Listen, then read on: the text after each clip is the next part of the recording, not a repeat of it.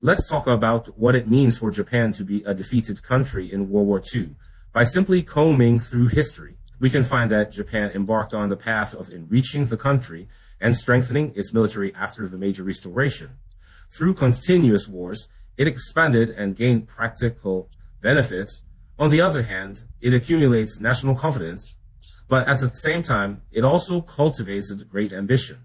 From 1895 to 1945, Japan fought a 50-year war. The First Sino-Japanese War was actually the first step for Japan's external expansion.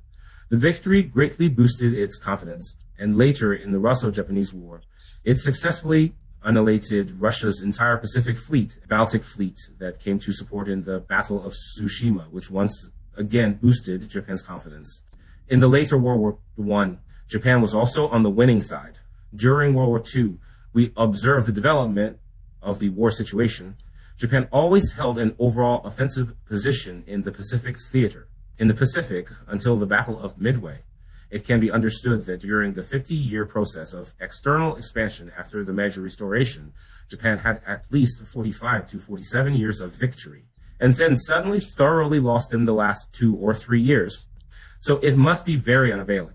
And I think the defeat in World War II significantly impacted its overall national development strategy and national identity positioning. Japan's goal of building a prosperous country with a strong military since the Meiji Restoration, and then using Asia as its sphere of influence to compete with European and American powers, came to a complete and due to its defeat in World War II. However, there was little time for psychological preparation, so Japan definitely couldn't accept it.